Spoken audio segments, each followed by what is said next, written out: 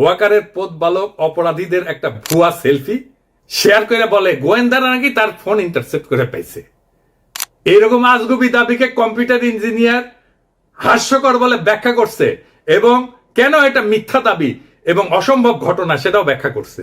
যুগান্তরে তার বাবা মা প্রকাশিত বক্তব্য অনুযায়ী সেই রাতে ঘাতকের বোনের বাসায় তারা দেখা করে ফয়সালের সাথে। সেখানে আসামি শুটার ফয়সাল তার অবস্থান নিরাপদ মনে না হয় আগারগাঁও থেকে মিরপুরে যায়।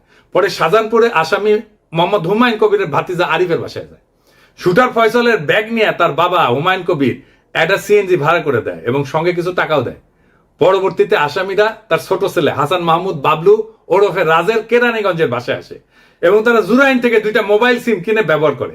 বাবা আমার বক্তব্য যেটা পত্রিকায় প্রকাশ হয়েছে, আমি ব্যানে করছি না, সেটা অনুযায়ী ঘাতক যে এখন ভারতে আছে এমন কোনো তথ্য নাই।